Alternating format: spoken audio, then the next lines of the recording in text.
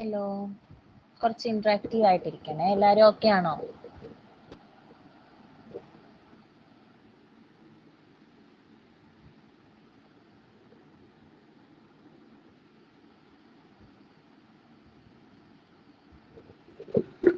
ആരും എന്ത് പറ്റി ഒന്നും മിണ്ടാത്തത്?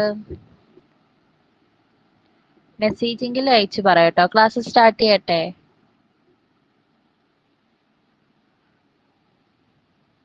ഓക്കെ, കുറച്ച് ഇന്ററാക്റ്റീവ് ആയിട്ട് ഇരിക്കുക കേട്ടോ. അൺമ്യൂട്ട് ചെയ്ത് പറയാൻ പറ്റുന്നവർ അങ്ങനെ തന്നെ പറയാനായിട്ട് നോക്കാം കേട്ടോ. കാരണം എന്ന് വെച്ചാൽ നമ്മൾ എന്തെങ്കിലും ക്വസ്റ്റ്യനോ കാര്യങ്ങളൊക്കെ ചോദിക്കുമ്പോഴത്തേക്ക് ക്ലാസ്സും നിങ്ങൾക്കും കുറച്ച് ബോറിംഗ് ആയിട്ട് തോന്നാണ്ടിരിക്കാൻ കാര്യങ്ങളൊക്കെ വേണ്ടിയിട്ടാണ് അങ്ങനെ ചെയ്യുന്നത്. ഓക്കെ, അപ്പം അൺമ്യൂട്ട് ചെയ്തിട്ട് പറയാനായിട്ട് ശ്രമിക്കാം കേട്ടോ. ഓക്കെ, അപ്പൊ നമുക്ക് എന്തായാലും ക്ലാസ് സ്റ്റാർട്ട് ചെയ്യാം. നമ്മൾ ഫസ്റ്റ് ചാപ്റ്റർ എന്ന് വെച്ചാൽ ഇൻഡോളജി കുറിച്ചിട്ടായിരുന്നു. സോ ഇന്ത്യൻസിനെ കുറിച്ച്, ഇന്ത്യൻ സൊസൈറ്റിയെ കുറിച്ചിട്ട് പഠിക്കുന്നവരാണ് നമ്മൾ ഇൻഡോളജിസ്റ്റുകൾ എന്ന് വിളിക്കുന്നത്. അപ്പം അന്ന് ആരൊക്കെ ഏതൊക്കെ രീതിയിലാണ് ഒബ്സർവ് ചെയ്തത്, എന്തായിരുന്നു ഇന്ത്യയിൽ മെയിൻ ആയിട്ട് ഉണ്ടായിരുന്നത്, അവരുടെ പേഴ്സ്പെക്റ്റീവ്സ് സംഭവങ്ങളൊക്കെ ആയിരുന്നു നമ്മൾ മെയിൻ ആയിട്ട് പറഞ്ഞിരുന്നത്. സോ ആ ഒരു ക്ലാസ്സിനെ പറ്റി ആർക്കെങ്കിലും എന്തെങ്കിലും ഡൗട്ടോ കാര്യങ്ങളോ എന്തെങ്കിലും ഉണ്ടോ? ഒരു 2 മിനിറ്റ്സ് വേണമെങ്കിൽ നിങ്ങൾക്ക് ഒന്ന് ആലോചിക്കാൻ ടൈം തരാം. സോ അത് നോക്കിയിട്ട് ഒന്ന് പെട്ടെന്ന് പറഞ്ഞേ, എന്തെങ്കിലും ഡൗട്ടോ കാര്യങ്ങളോ ഉണ്ടോന്ന്. പരമാവധി അൺമ്യൂട്ട് ചെയ്തിട്ട് പറയാനായിട്ട് നോക്കാം കേട്ടോ.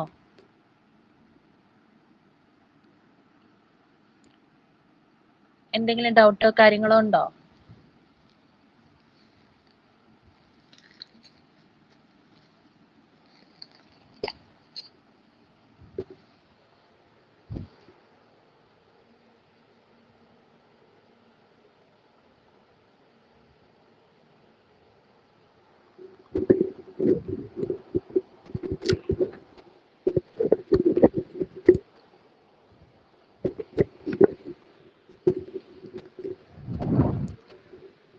നോക്കിയോ? ഡൗട്ട് എന്തെങ്കിലും ഉണ്ടോ എല്ലാവർക്കും, ആർക്കെങ്കിലും?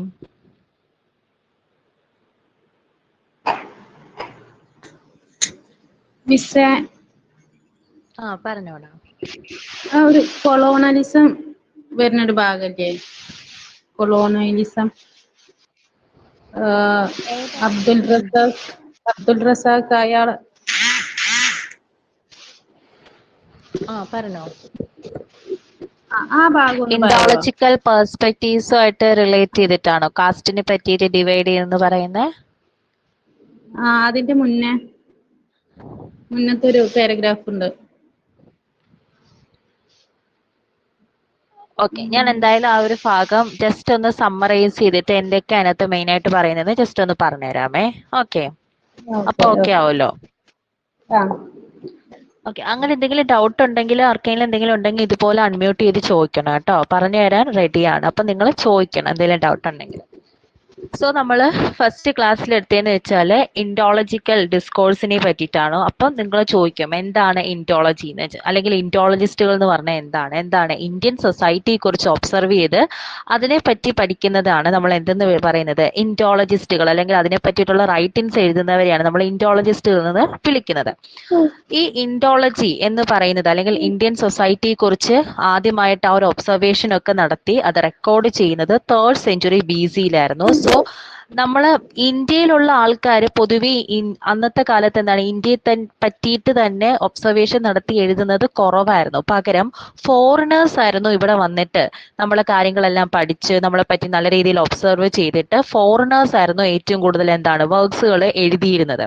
അങ്ങനെ ഉള്ള ഫസ്റ്റ് പേഴ്സൺ ആയിരുന്നു ആരെന്ന് പറയുന്നത്, മെഗാസ്തീൻ എന്ന് പറയുന്നത്. അദ്ദേഹം ഇന്ത്യയെ പറ്റി വിസിറ്റ് ചെയ്തിട്ട് അദ്ദേഹം എന്താണ് മഗധ കിങ്ഡത്തിന് 7 ഗ്രൂപ്പ് ഉണ്ടെന്നും ആ ഒരു 7 ഗ്രൂപ്പ് ഇങ്ങനെയൊക്കെയാണെന്ന് പറഞ്ഞ് 7 പേരുടെ പേര് പറയുന്നില്ലേ, ഫിലോസഫേഴ്സ് ഉണ്ട്. ഫിലോസഫേഴ്സ് എന്ന് വെച്ചാൽ ഈ റൈറ്റ്സും അങ്ങനത്തെ ഉള്ള സാക്രിഫൈസും ഒക്കെ ചെയ്യുന്ന ആൾക്കാരാണ് ഫിലോസഫേഴ്സ് എന്ന് പറഞ്ഞ പേര് കൊടുത്തു. പിന്നെ ഫാർമേഴ്സ് ഉണ്ട്, ഷെപ്പാർഡ്സ് ഉണ്ട്, ആർട്ടിസ്റ്റ്സ് ഉണ്ട്, സോൾജിയേഴ്സ്, ഓവർസിയേഴ്സ്, കൗൺസിലേഴ്സ്, ഇങ്ങനെ 7 ഗ്രൂപ്പായിട്ട് നമുക്ക് എന്താണ് മഗധ കിങ്ഡത്തെ തന്നെ ഡിവൈഡ് ചെയ്യാന്ന് മെഗാസ്തിയൻ ഇന്ത്യയെ ഒബ്സർവ് ചെയ്തപ്പോൾ അദ്ദേഹത്തിന് മനസ്സിലായ ഒരു കാര്യമാണ്.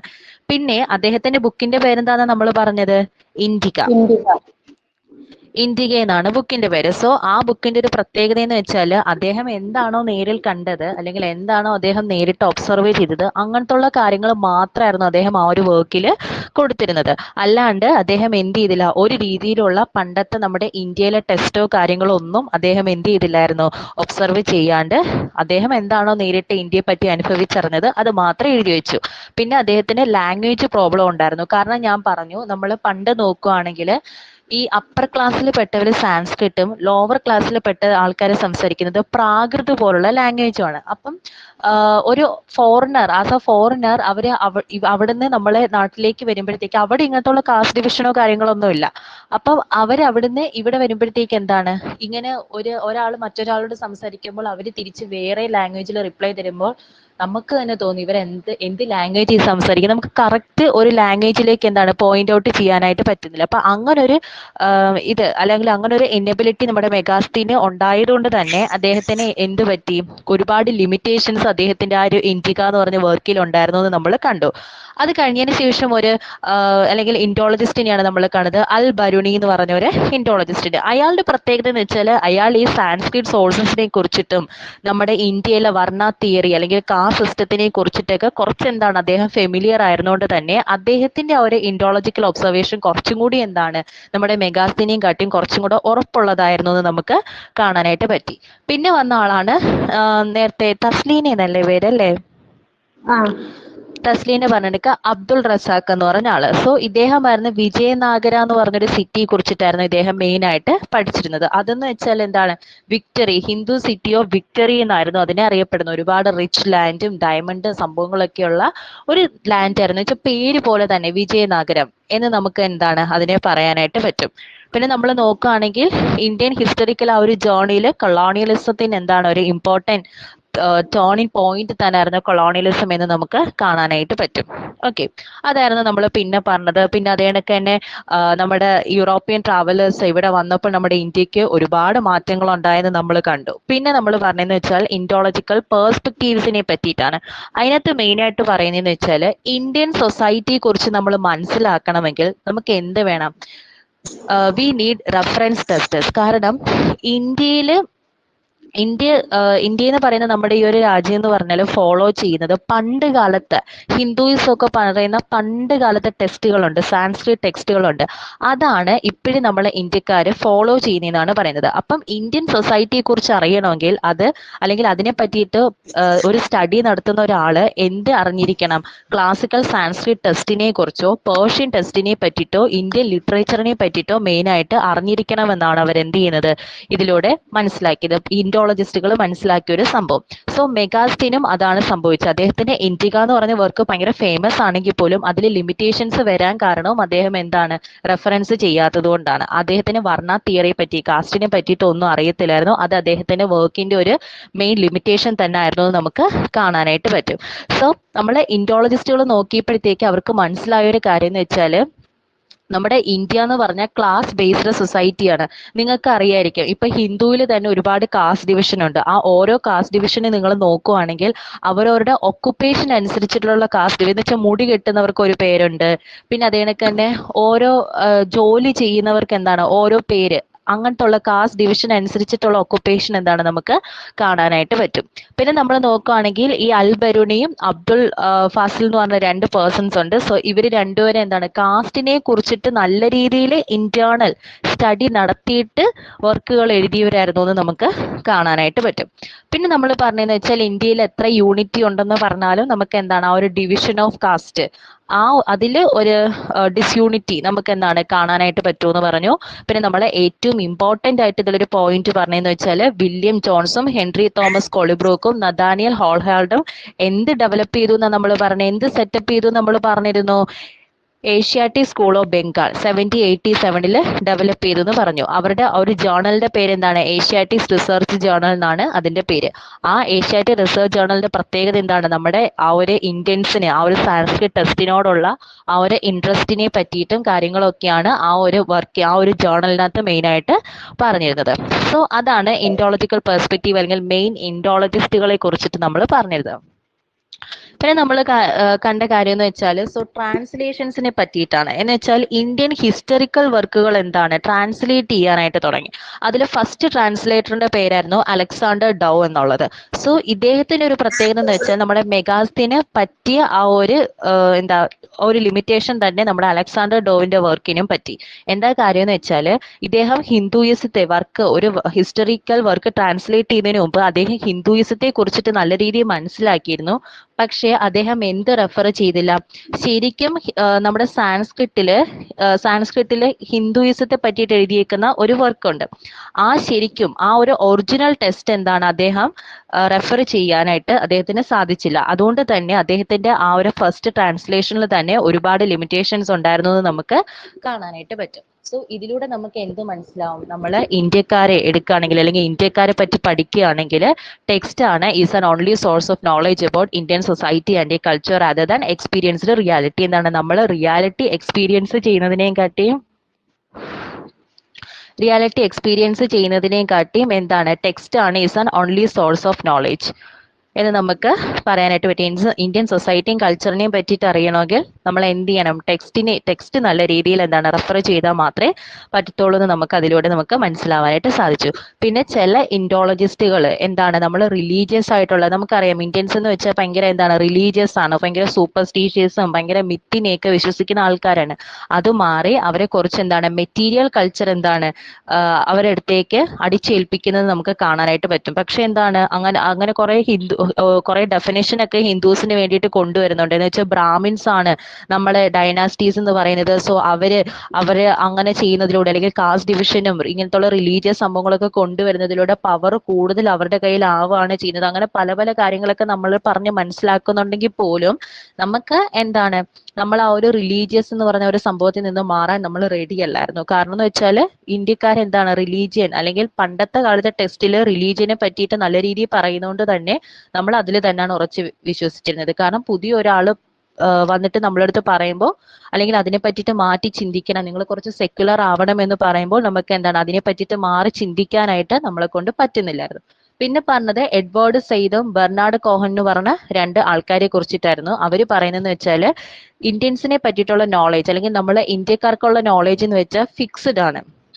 നമ്മുടെ മനസ്സിൽ റിലീജിയനെ പറ്റി പറയുമ്പോൾ എന്താണ് ആ ഒരു സംഭവം നമ്മൾ ഫിക്സ്ഡ് ആണ്, ദൈവം ഉണ്ടെന്ന് നമ്മൾ വിശ്വസിക്കുന്നുണ്ട്. ഇനി ആരൊക്കെ എന്തൊക്കെ എന്ന് പറഞ്ഞാലും നമ്മൾ എന്താണ് ആ ഒരു വിശ്വാസത്തിൽ നിന്ന് നമ്മൾ മാറില്ല.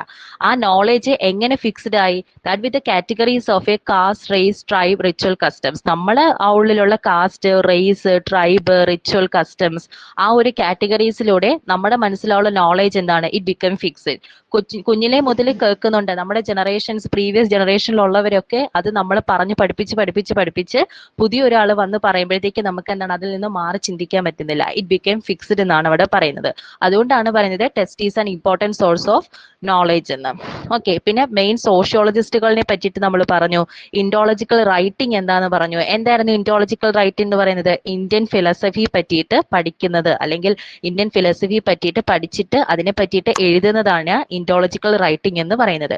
ഇന്ത്യൻ സ്കോളേഴ്സ് ഉണ്ട്, എന്ന് വെച്ചാൽ ഇന്ത്യയിൽ തന്നെ നമ്മളെ ഈ ഇൻഡോളജിസ്റ്റ്സ് ഫസ്റ്റ് ഫോറിനേഴ്സ് ആണെങ്കിൽ പോലും കുറച്ച് കഴിഞ്ഞപ്പോൾ എന്താണ് ഇന്ത്യൻ സ്കോളേഴ്സ് തന്നെ ഇൻഡോളജിക്കൽ റൈറ്റിംഗ്സിന്റെ കൂടെ എന്ന് വെച്ചാൽ ഇന്ത്യക്കാര് തന്നെ ഇന്ത്യയെ പറ്റി പഠിച്ചിട്ട് എഴുതുന്നവരുണ്ടായിരുന്നു. അങ്ങനെ കുറച്ച് റൈറ്റേഴ്സിനെ നമ്മൾ കണ്ടു. ആരൊക്കെയായിരുന്നു? AK Coomaraswamy, Radha Kamal Mukherjee and DP Mukherjee. ഇവരെല്ലാവരും ഇന്ത്യയിൽ തന്നെ ഉള്ളവരാണ്, ഇന്ത്യയെ പറ്റിയിട്ട് പഠിച്ചിട്ട് ഇൻഡോളജിക്കൽ റൈറ്റിംഗ് ചെയ്തവരാണ് അവരെന്ന് പറയുന്നത്.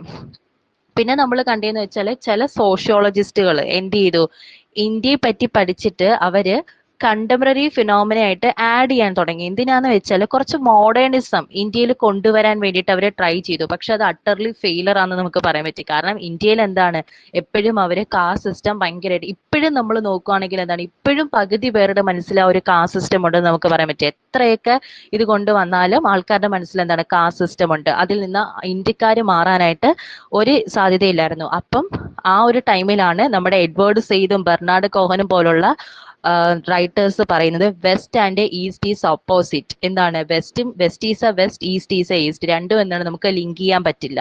ഈസ്റ്റിലുള്ള ആൾക്കാർ is a barbarians and uncouth പോലുള്ള ആൾക്കാരാണ്. അവരെ പറഞ്ഞിട്ട് എന്താണ് മനസ്സിലാക്കാനായിട്ട് പറ്റില്ല. അങ്ങനെ നമ്മളെ പറ്റിയിട്ട് മോശമായിട്ടുള്ള അഭിപ്രായമായിരുന്നു വെസ്റ്റിലുള്ള ആൾക്കാർക്ക് ഉണ്ടായിരുന്നത്. വെസ്റ്റും ഈസ്റ്റും ഓപ്പോസിറ്റ് ആണ്, അവരെ പറഞ്ഞ് മനസ്സിലാക്കാൻ പറ്റില്ല, അവരെ എന്താണ് ഒരിക്കലും ഒന്നിപ്പിച്ച് കൊണ്ടുവരാനായിട്ട്, അല്ലെങ്കിൽ ആ ഒരു ഓപ്പോസിറ്റ് എന്ന് പറയുന്നതിന് പകരം വെസ്റ്റിലെ ആ ഒരു കസ്റ്റംസ് ഈസ്റ്റിലേക്ക് കൊണ്ടുവരാൻ എന്തായിരുന്നു പാടായിരുന്നു എന്ന് അവർക്ക് മനസ്സിലായത്. ഓക്കെ, അതാണ് സോ മെയിൻ ആയിട്ട് ഇൻഡോളജിക്കൽ പെർസ്പെക്റ്റീവിൽ പറയുന്നത്. ഇപ്പൊ ഓക്കെ ആയോ എല്ലാവർക്കും? ഓക്കെ ആയി. ഓക്കെ, എല്ലാവർക്കും ഓക്കെ ആയോ?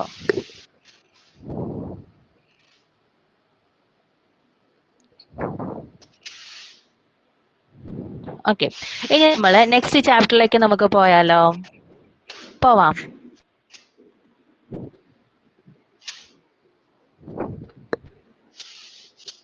ഹലോ, നെക്സ്റ്റ് ചാപ്റ്ററിലേക്ക് പോവാം.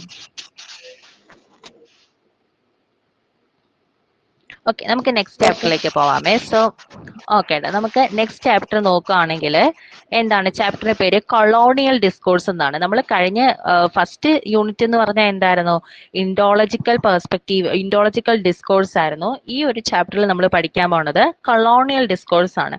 ഈ കൊളോണിയൽ ഡിസ്കോഴ്സ് എന്ന് പറയുമ്പോൾ അതിൽ മെയിൻ ആയിട്ട് എന്തായിരിക്കും പറയുന്നത്? India during colonial period, colonial പീരീഡിലെ ഇന്ത്യ എങ്ങനെയായിരുന്നു, അവിടെ ഇന്ത്യയുടെ ഒരു എക്സ്പീരിയൻസ് എങ്ങനെയൊക്കെ ആയിരുന്നു, അതൊക്കെയാണ് നമ്മൾ മെയിൻ ആയിട്ട് എന്താണ് കൊളോണിയൽ ഡിസ്കോഴ്സിൽ നമുക്ക് പറയാനായിട്ട് പോണത്. ഓക്കെ, നമ്മൾ നോക്കുകയാണെങ്കിൽ ഇതിനകത്ത് ഇമ്പോർട്ടന്റ് ആയിട്ട് വരുന്നത് ഞാൻ കഴിഞ്ഞ ക്ലാസ്സിൽ പറഞ്ഞത് കണക്ക് നിങ്ങൾക്ക് വേണ്ട പോയിന്റ്സ് എന്താണ് പറയുമ്പോൾ തന്നെ കുഞ്ഞു കുഞ്ഞായിട്ട് ഫുഡ് നോട്ട്സ് എഴുതി വെക്കുക കേട്ടോ. കുഞ്ഞു കുഞ്ഞായിട്ട് എഴുതിയെടുക്കണം, നിങ്ങളുടേതായിട്ടുള്ള സെന്റൻസിൽ തന്നെ എഴുതിയെടുക്കുക. പിന്നെ പേരിന് എന്തെങ്കിലും സംശയം ഉണ്ടെങ്കിൽ ഇടയ്ക്ക് ചോദിക്കുക. ഓക്കെ, അപ്പൊ നിങ്ങൾ മറക്കത്തില്ല, അതിന് വേണ്ടിയിട്ടൊന്ന് ശ്രമിക്കണേ.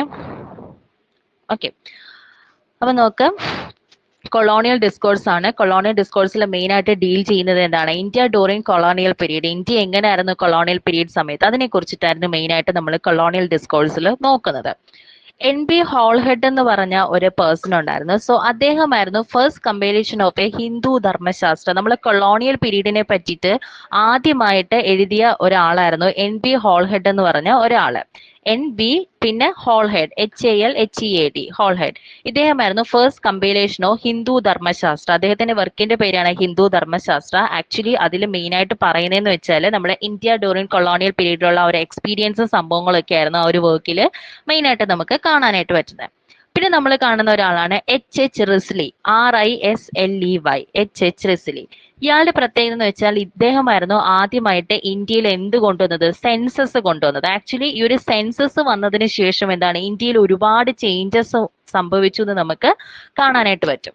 സോ അത് ഈ ചാപ്റ്ററിൽ തന്നെ നമുക്ക് പഠിക്കുന്നുണ്ട്, പക്ഷെ ഇത് ലാസ്റ്റ് ആണ്. അത് പറയുന്ന സമയത്ത് നമുക്ക് പറയാം എന്തൊക്കെ ചേഞ്ചസ് ആയിരുന്നു ഇന്ത്യയിൽ സെൻസസ് വന്നതിന് ശേഷം സംഭവിച്ചത്. ഓക്കെ, പിന്നെ നമ്മൾ നോക്കുമ്പോൾ ഫസ്റ്റ് സെൻസസ് കൊണ്ടുവന്നത് H റിസ്ലി ആണ്. പിന്നെ ലാസ്റ്റ് സെൻസസ് കമ്മീഷണർ ആയിരുന്നത് H ഹോൾട്ടൺ എന്ന് പറഞ്ഞ ഒരാളായിരുന്നു. Okay, first census of India ആരാ കൊണ്ടുവന്നത് മാത്രം ജസ്റ്റ് ഓർത്തിരുന്നാൽ മതി. പിന്നെ നമ്മൾ നോക്കുകയാണെങ്കിൽ ഇങ്ങനെ സെൻസസും കൊളോണിയൽ പീരീഡിനെ കുറിച്ചിട്ടുള്ള എക്സ്പീരിയൻസിനെ കുറിച്ചിട്ടൊക്കെ എഴുതിയതിനു ശേഷം കൊളോണിയലിസത്തിന് മെയിൻ ആയിട്ടുള്ള പിന്നെ പങ്കുവഹിച്ച ആൾക്കാരായിരുന്നു മിഷണറീസ് എന്ന് പറയുന്നത്. മിഷണറീസ് ഇൻ 19 ക്രിസ്ത്യൻ മിഷണറീസ് ആണ്. മിഷണറീസ് ഇൻ 19th സെഞ്ചുറി നമ്മൾ നോക്കുകയാണെങ്കിൽ India they want to spread Christianity. ഇവർക്ക് എന്താണ് ഇന്ത്യയിൽ ക്രിസ്ത്യാനിറ്റി സ്പ്രെഡ് ചെയ്യണമായിരുന്നു. എന്ന് വെച്ചാൽ ഇന്ത്യയിൽ ഫുള്ള് എന്താണ് ആൾക്കാർ ഈ ഹിന്ദുയിസം മാത്രം എന്താണ് അന്നത്തെ കാലത്ത് മുമ്പിൽ നിൽക്കുന്നതായിരുന്നു ഇന്ത്യയിൽ. അത് മാറ്റിയിട്ട് ക്രിസ്ത്യാനിറ്റി സ്പ്രെഡ് ചെയ്യും, പുതിയൊരു മതം അവിടെ കൊണ്ടുവന്ന് ക്രിസ്ത്യാനിറ്റി സ്പ്രെഡ് ചെയ്യുമ്പോഴത്തേക്ക് എന്താണ് അവിടെ പ്രീസ്റ്റുകൾ വരും. അത് വഴിയിട്ട് എന്താണ് നമ്മുടെ ബ്രിട്ടീഷുകാർക്ക് ഇവിടെ ആധിപത്യം സ്ഥാപിക്കാനായിട്ട് പറ്റും. അതിന് വേണ്ടിയിട്ട് അവർക്ക് എന്താണ് ക്രിസ്ത്യാനിറ്റി കൊണ്ടുവരണം. അതായിരുന്നു മിഷണറീസ് 19th സെഞ്ചുറിയിൽ ഇന്ത്യയിൽ വന്നിട്ട് കുറച്ചും കൂടെ ക്രിസ്ത്യാനിറ്റി സ്പ്രെഡ് ചെയ്യാൻ വേണ്ടിയിട്ട് നമ്മുടെ ഹിന്ദുയിസത്തെ കുറച്ചും കൂടെ എന്ത് ചെയ്യാനായിട്ട് തുടങ്ങി, കുറച്ചും കൂടെ അവര് പല പല രീതിയിലും താഴ്ത്തി കെട്ടി പറയാനായിട്ട് നോക്കുന്നത് നമുക്ക് കാണാനായിട്ട് പറ്റും. So aim to British colonial interest study of traditional Indian society. പിന്നെ നമ്മൾ നോക്കുകയാണെങ്കിൽ കുറെ ബ്രിട്ടീഷ് കൊളോണിയൽസ് ഇവിടെ വന്നതിന് ശേഷം അവരുടെ എയിം എന്ന് വെച്ചാൽ ഇന്ത്യൻ സൊസൈറ്റിയുടെ ട്രഡീഷണാലിറ്റി മെയിൻ ആയിട്ട് പഠിക്കണം. അങ്ങനെ ട്രഡീഷൻ പഠിച്ചതിന് ശേഷം എന്താണ് അതിനകത്തുള്ള അവരിലുള്ള മെയിൻ ആയിട്ടുള്ള കുറ്റങ്ങളും കാര്യങ്ങളൊക്കെ കണ്ടുപിടിച്ച് അതിനെ എടുത്ത് കാണിച്ച ആൾക്കാരുടെ മനസ്സിലേക്ക് പുതിയൊരു ബോധം കൊണ്ടുവരണം. എന്ന് വെച്ചാൽ ഇന്ത്യൻസ് എന്ന് വെച്ചാൽ എന്താണ് കൊള്ളത്തില്ല, അല്ലെങ്കിൽ ഇന്ത്യൻസ് റൂൾസ് ചെയ്യുന്ന ഫോളോസും പ്രിൻസിപ്പിൾസും റൂൾസും ഒക്കെ എന്താണ് അതൊക്കെ ചീത്തയാണ്, ബ്രിട്ടീഷുകാരാണ് നല്ലത് എന്നൊക്കെ കൊണ്ടുവരാൻ വേണ്ടിയിട്ട് അവർ ഫസ്റ്റ് സ്റ്റാർട്ട് ചെയ്തെന്ന് വെച്ചാൽ എന്താണ് ട്രഡീഷണൽ ഇന്ത്യൻ സൊസൈറ്റിയെ കുറിച്ച് പഠിക്കണമെന്നായിരുന്നു ആദ്യത്തെ അവരുടെ എയിം എന്ന് പറയുന്നത്. ഓക്കെ, പിന്നെ നമ്മൾ കണ്ടതെന്ന് വെച്ചാൽ ഈ ബ്രിട്ടീഷുകാർ വന്നതിന് ശേഷം knowledge of Indian society began to grow എന്നത്. ആക്ച്വലി നമ്മളിങ്ങനെ എന്തൊക്കെ പറഞ്ഞാലും ഈ നമ്മൾ ഇതുപോലെ ഇത്രയും അഡ്വാൻസ്ഡ് ആയിട്ട് ഇപ്പോഴത്തെ ഇന്ത്യക്കാർ ഇവിടെ നിൽക്കുന്നുണ്ടെങ്കിൽ അതിന്റെ ഒരു പങ്ക് ആര് തന്നെയായിരുന്നു? ബ്രിട്ടീഷുകാർ തന്നെയായിരുന്നു. കാരണം അവർ വന്നതിന് ശേഷമാണ് നമ്മുടെ ഇന്ത്യൻ സൊസൈറ്റി എന്താണ് കുഞ്ഞു കുഞ്ഞായിട്ട് നമ്മുടെ ആ ഒരു നോളേജ് എല്ലാ രീതിയിലും കുഞ്ഞു കുഞ്ഞായിട്ട് എന്താണ് വളരാനായിട്ട് തുടങ്ങിയത്. After the arrival of a British knowledge of Indian society began to grow. എന്താണ് ആ ഒരു ബ്രിട്ടീഷുകാരുടെ അറൈവലിന് ശേഷം നമ്മുടെ ഇന്ത്യൻ സൊസൈറ്റിയുടെ നോളേജ് എന്താണ് കുഞ്ഞു കുഞ്ഞായിട്ട് ഒരു ഗ്രോത്ത് ഉണ്ടായി. മുമ്പത്തിൽ നിങ്ങട്ടിയും കുറച്ചും കൂടെ എന്താണ് ആൾക്കാർ ഒരു നോളേജബിൾ ആയെന്ന് നമുക്ക് കാണാനായിട്ട് പറ്റും. അതുകൊണ്ടൊക്കെ തന്നെ ബ്രിട്ടീഷുകാർ വന്നതിന് ശേഷമാണ് നമ്മുടെ ഇന്ത്യൻ എക്കണോമിയിലും അതിനൊക്കെ തന്നെ നമ്മുടെ പോളിസി ചേഞ്ചസും കാര്യങ്ങളൊക്കെ വന്നത് ബ്രിട്ടീഷിന്റെ അറൈവലിന് ശേഷമാണ് നമുക്ക് കാണാനായിട്ട് പറ്റും. പിന്നെ പുതിയ പുതിയ ഇൻഡസ്ട്രീസ് ഇൻട്രൊഡ്യൂസ് ചെയ്തു, പിന്നെ പോസ്റ്റുകൾ കൊണ്ടുവന്നു, ടെലിഗ്രാഫ് വന്നു, റെയിൽവേസ് വന്നു, മോഡേൺ എഡ്യൂക്കേഷൻ സ്റ്റാർട്ട് ചെയ്തു, പുതിയ പുതിയ സിറ്റീസ് ഗ്രോത്ത് ചെയ്തു. ഈ ഇൻഡസ്ട്രീസ് എന്തായാലും ഇൻട്രൊഡ്യൂസ് ചെയ്യുമ്പോൾ എന്താണ് പല രീതിയിലുള്ള ജോബ് ഓപ്പർച്യൂണിറ്റീസ് വരും. അങ്ങനെ ആൾക്കാർക്ക് ന്യൂ ഓക്കുപ്പേഷൻസ് ഒക്കെ വന്നു. പിന്നെ പുതിയ പുതിയ ജോലിയും കാര്യങ്ങളും പുതിയ പുതിയ സാലറി ഒക്കെ വരുമ്പോൾ എന്താണ് നമ്മുടെ കൾച്ചറും ചേഞ്ച് ചെയ്യും. അങ്ങനെയുള്ള കൾച്ചറൽ ചേഞ്ചസ് ഒക്കെ വന്നത് ആര് കാരണമാണ്? നമ്മുടെ ബ്രിട്ടീഷുകാർ ഇന്ത്യയിൽ വന്നത് കാരണമാണ്.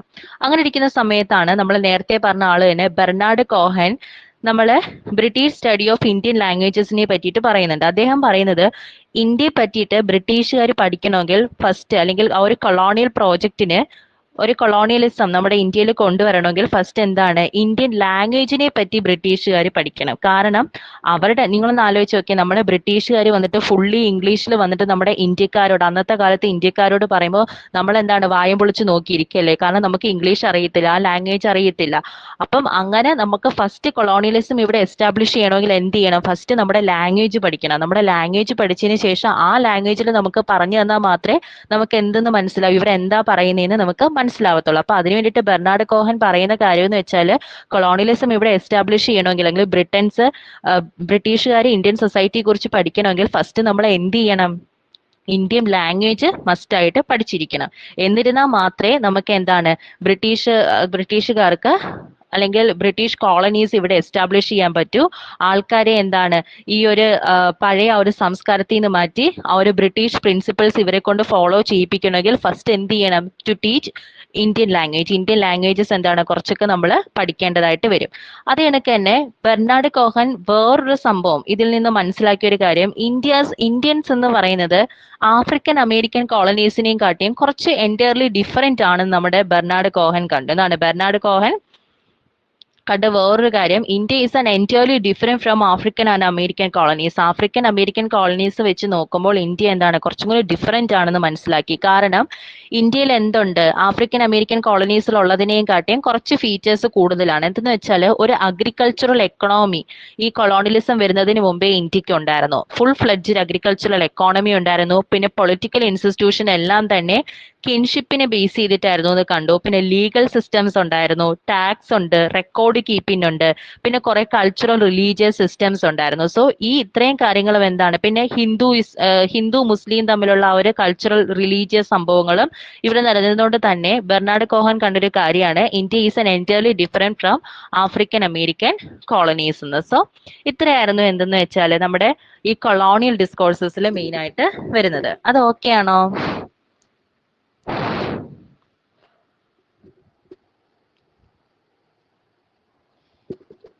നമ്മൾ ഫസ്റ്റ് പറഞ്ഞതെന്ന് വെച്ചാൽ കൊളോണിയൽ ഡിസ്കോഴ്സസ് എന്ന് പറഞ്ഞാൽ എന്താണ്, ഇന്ത്യ ഡ്യൂറിങ് കൊളോണിയൽ പീരീഡിനെ കുറിച്ചിട്ട് പറയുന്നതിനെയാണ് നമ്മൾ കൊളോണിയൽ ഡിസ്കോഴ്സസ് എന്ന് പറയുന്നത്. സോ ഈ ഒരു കൊളോണിയൽ ഡിസ്കോഴ്സസ് ഫസ്റ്റ് സ്റ്റാർട്ട് ചെയ്തത് അല്ലെങ്കിൽ അതിനെ പറ്റിയിട്ടുള്ള ഫസ്റ്റ് ഒബ്സർവ് ചെയ്തത് ആരാണ്? NB ഹോൾഹെഡ് എന്ന് പറഞ്ഞ പേഴ്സൺ ആണ്. ഇദ്ദേഹത്തിന്റെ വർക്കായിരുന്നു ഹിന്ദു ധർമ്മശാസ്ത്ര എന്ന് പറയുന്നത്. രണ്ടാമത്തെന്ന് വെച്ചാൽ H റിസ്ലി എന്ന് പറഞ്ഞ ആളാണ് ഇന്ത്യയിൽ ഫസ്റ്റ് ആയിട്ട് എന്ത് കൊണ്ടുവന്നത്? സെൻസസ് കൊണ്ടുവന്നത് നമ്മൾ കണ്ടു. ലാസ്റ്റ് സെൻസസ് കമ്മീഷണർ എന്ന് പറയുന്നത് H ഹിൽട്ടൺ ആണ്. ഓക്കെ, പിന്നെ നമ്മൾ കണ്ടൊരു കാര്യം എന്ന് വെച്ചാൽ ഇന്ത്യയിൽ സെൻസസും പിന്നെ ഈ ഒരു കൊളോണിയലിസത്തെ പറ്റിയിട്ട് കൊളോണിയൽ ഡിസ്കോഴ്സും ഒക്കെ കഴിഞ്ഞതിന് ശേഷം ഇമ്പോർട്ടന്റ് ആയിട്ടുള്ള ഒരു സംഭവമാണ് മിഷണറീസ് വന്നത്. 19th സെഞ്ചുറിയിലാണ് മിഷണറീസ് വന്നത്. മിഷണറീസ് വന്നിട്ട് അവർ നോക്കിയത് ഇന്ത്യയിൽ എങ്ങനെയെങ്കിലും ക്രിസ്ത്യാനിറ്റി കൊണ്ടുവരണം, ക്രിസ്ത്യാനിറ്റി സ്പ്രെഡ് ചെയ്ത് അത് വഴിയിട്ട് എന്താണ് ബ്രിട്ടീഷുകാർക്ക് ഇവിടെ ആധിപത്യം സ്ഥാപിക്കാനായിട്ട് പറ്റുമെന്ന് വിചാരിച്ചു. അതിനു വേണ്ടിയിട്ട് നമ്മുടെ ബ്രിട്ടീഷ് കൊളോണിയലിസ്റ്റുകൾ ആദ്യം ചെയ്തൊരു കാര്യം എന്ന് വെച്ചാൽ ഇന്ത്യൻ സൊസൈറ്റിയുടെ ട്രഡീഷണാലിറ്റി പറ്റിയിട്ട് പഠിക്കണം. അങ്ങനെ ട്രഡീഷണാലിറ്റി പറ്റി പഠിക്കുമ്പോൾ എന്താണ്, അവരുടേതായിട്ടുള്ള ഡിസഡ്വാൻറ്റേജും കാര്യങ്ങളും ഒക്കെ എടുത്തു കാട്ടിയിട്ട് എന്ത് ചെയ്യാം, ഇതൊന്നും നിങ്ങൾ ഫോളോ ചെയ്യേണ്ട, പകരം ബ്രിട്ടീഷ് റൂൾസ് ആണ് ഫോളോ ചെയ്യാനായിട്ട്. അപ്പോഴത്തേക്ക് എന്ത് ചെയ്യും, നിങ്ങൾക്ക് കുറച്ചും കൂടി സിവിലൈസ്ഡ് ആവാനായിട്ട് പറ്റും. ആ ഒരു രീതിയിലുള്ള ഒരു എയിം ആയിരുന്നു നമ്മുടെ ബ്രിട്ടീഷ് കൊളോണൈസർക്ക് ഉണ്ടായിരുന്നത്. പിന്നെ നമ്മൾ പറഞ്ഞതെന്ന് വെച്ചാൽ ബ്രിട്ടീഷുകാരുടെ അറൈവലിന് ശേഷം നമ്മുടെ ഇന്ത്യൻ സൊസൈറ്റിയിലെ നോളജ് കുറച്ചും കൂടെ എന്താണ്, ഒരു ഗ്രോത്ത് ഉണ്ടായെന്ന് നമ്മൾ കണ്ടു. ഇൻഡസ്ട്രീസിന്റെ ഇൻട്രൊഡക്ഷൻ സംഭവിച്ചു. ഇൻഡസ്ട്രീസിന്റെ ഇൻട്രൊഡക്ഷൻ കൊണ്ട് തന്നെ പുതിയ പുതിയ ഒക്കുപേഷൻ ഉണ്ടായി, കൾച്ചറൽ ചേഞ്ചസ് ഉണ്ടായി, പോസ്റ്റുകൾ വന്നു, ടെലിഗ്രാഫ്, റെയിൽവേസ്, മോഡേൺ എഡ്യൂക്കേഷൻ, അങ്ങനെ ഒരുപാട് വലിയ രീതിയിലുള്ളൊരു ട്രെമൻഡസ് ചേഞ്ചസ് തന്നെയായിരുന്നു എന്താണ് after the arrival of British നമുക്ക് ഇന്ത്യൻസിന് ഉണ്ടായിരുന്നത്. പിന്നെ ബെർണാഡ് കോഹൻ പറഞ്ഞ എന്താണ്, നമ്മൾ ബ്രിട്ടീഷുകാര് ഇന്ത്യയിൽ വരുന്നതിന് മുമ്പിട്ട് നമ്മൾ അല്ലെങ്കിൽ ഇന്ത്യയിൽ കൊളോണിയലിസം എസ്റ്റാബ്ലിഷ് ചെയ്യുന്നതിന് മുമ്പ് ഏറ്റവും മെയിൻ ആയിട്ട് എന്ത് പഠിക്കണമെന്ന് പറഞ്ഞു? ഇന്ത്യൻ ലാംഗ്വേജ് പഠിക്കണം. എന്നിരുന്നാൽ മാത്രമേ അവരോട് നമുക്ക് കമ്മ്യൂണിക്കേഷൻ ചെയ്യാനായിട്ട് പറ്റത്തുള്ളൂ. അത് മാത്രമല്ല എന്തും കൂടെ വേണം നമുക്ക്, കമ്മ്യൂണിക്കേഷൻ ചെയ്യുന്നതിലൂടെ ആ ഓരോ കൊളോണിയലിസത്തിന്റെ ഓരോ സംഭവങ്ങൾ, ഓരോ റൂൾസ് ഇവിടെ റെഗുലേറ്റ് ചെയ്യണമെങ്കിൽ എന്ത് ചെയ്യണം? We must need Indian language. എന്താണ്, നമുക്ക് ഇന്ത്യൻ ലാംഗ്വേജ് വേണം, അത് പഠിച്ചേ പറ്റത്തുള്ളൂ എന്നാണ് ബെർണാഡ് കോഹൻ പറഞ്ഞത്.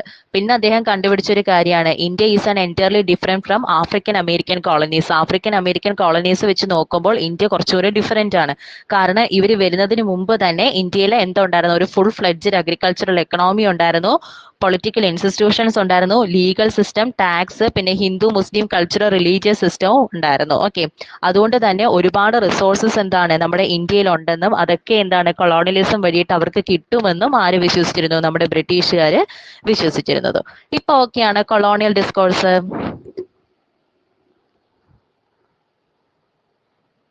ഇപ്പൊ മനസ്സിലായോ എല്ലാവർക്കും? എന്തെങ്കിലും ഡൗട്ട് ഉണ്ടോ? ജസ്റ്റ് ഒന്ന് ആലോചിച്ചിട്ട് പറഞ്ഞാലും മതി.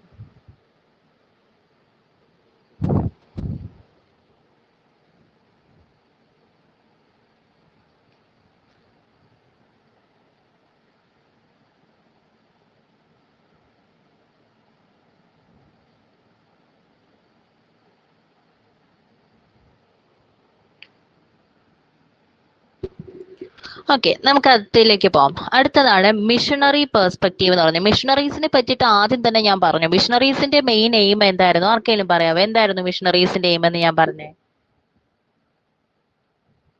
എന്ത് സ്പ്രെഡ് ചെയ്യണോ എന്നായിരുന്നു മിഷണറീസിന്റെ എയിം? ആര് പറയും? ആരെ മിടുക്കരുത് നോക്കട്ടെ, ആരാ പറയുന്നേ?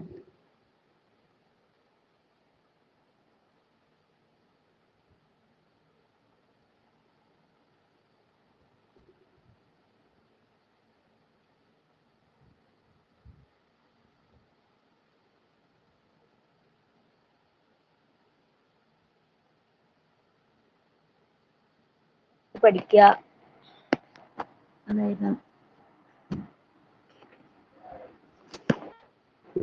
ക്രിസ്ത്യാനിറ്റി സ്പ്രെഡ് ചെയ്യണോന്നായിരുന്നു എന്തെന്ന് വെച്ചാൽ മിഷണറീസിന്റെ മെയിൻ എയിം എന്ന് പറയുന്നത്. ഓക്കെ, കറക്റ്റ് തന്നെയാണ് കേട്ടോ, മിടിക്കുകയാണ് കേട്ടോ.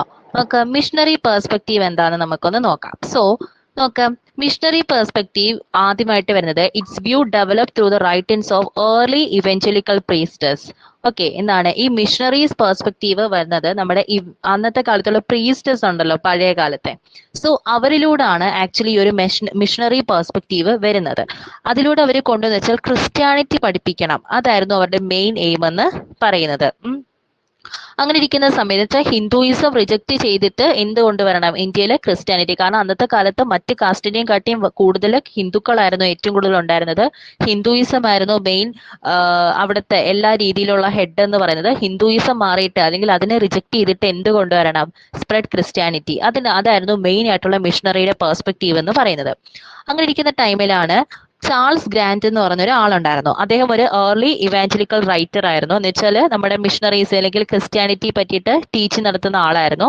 സോ ഈ ഒരു ചാൾസ് ഗ്രാൻഡ് ഒരു പാംലെറ്റ് എഴുതുന്നുണ്ട്. He wrote a pamphlet in 1792. അതിന്റെ പേരാണ്, കുറച്ച് വലിയ പേരാണ്, observations on the state of society among the Asiatic subject of Great Britain, particularly with respect to great morals and on means of improve in it. അതായിരുന്നു അദ്ദേഹത്തിന്റെ വർക്കിന്റെ പേര്. Actually ഈ ഒരു വർക്കിൽ അദ്ദേഹം പറയുന്നതെന്ന് വെച്ചാൽ ഇന്ത്യൻ സൊസൈറ്റി പറ്റിയിട്ടുള്ള അദ്ദേഹത്തിന്റെ വ്യൂസ് ആണ് അദ്ദേഹം പറയുന്നത്. അദ്ദേഹം പറയുന്ന കാര്യം, ഇന്ത്യൻ സൊസൈറ്റി എന്ന് പറയുന്നത് എന്താണ്, ഭയങ്കര റോങ് ഡീഡ്സ് ചെയ്യുന്ന ആൾക്കാരാണ്, മിത്തിനെ വിശ്വസിക്കുന്നവരാണ്, സൂപ്പർസ്റ്റീഷ്യസ് ആണ്. അതൊക്കെ എന്താണ്, ഹിന്ദുയിസം വഴി ആൾക്കാരുടെ മനസ്സിലേക്ക് വന്ന സംഭവങ്ങളാണ് ഈ മിത്തും സൂപ്പർസ്റ്റീഷ്യസും കാര്യങ്ങളൊക്കെ. ഈ ഒരു എബോവ് സ്റ്റേറ്റ്മെന്റിലൂടെ ബ്രിട്ടീഷ് പീപ്പിൾസ് ഇന്ത്യൻസിനെ കുറിച്ച് തിങ്ക് ചെയ്യിപ്പിച്ച് എന്താണെന്നറിയോ, നമ്മളെ ഇന്ത്യക്കാർക്ക് എന്താണ് ഒരു മാന്യതയില്ല, വി ആർ അൺഡിഗ്നിഫൈഡ് പീപ്പിൾ, നമുക്ക് എന്താണ് ഒരു മാന്യതയൊന്നുമില്ല. ബ്രിട്ടീഷ് സൊസൈറ്റി വെച്ച് നോക്കുമ്പോൾ നമ്മൾ എന്താണ് ഒരു മാന്യതയില്ലാത്ത ആൾക്കാരാണ്. അതിനു പകരം only way to improve the follow British culture. അവർ പറഞ്ഞ കാര്യം എന്ന് വെച്ചാൽ ഈ മാന്യതയില്ലായ്മയും കാര്യങ്ങളും ഒക്കെ മാറണമെങ്കിൽ നമുക്ക് കുറച്ച് സംസ്കാരമൊക്കെ വരണമെങ്കിൽ ഈ ഹിന്ദുയിസം മാറിയിട്ട് നമ്മളെ എന്ത് ഫോളോ ചെയ്യണം, അല്ലെങ്കിൽ ഇന്ത്യൻ കൾച്ചറിനെ വിട്ടിട്ട് നമ്മൾ എന്ത് ഫോളോ ചെയ്യണമെന്നാണ് പറയുന്നത്, ബ്രിട്ടീഷ് കൾച്ചർ ഫോളോ ചെയ്താൽ മാത്രമേ നമ്മൾ എന്താണ് ഡിഗ്നിഫൈഡ് പീപ്പിൾ ആവത്തുള്ളൂ അല്ലെങ്കിൽ സിവിലൈസ്ഡ് ആവത്തുള്ളൂ എന്നാണ് പറഞ്ഞത്. അത് കണക്ക് തന്നെ പിന്നെ അവർ കയറി പിടിച്ചത് എന്താണ്, കാസ്റ്റ് സിസ്റ്റത്തെയാണ്.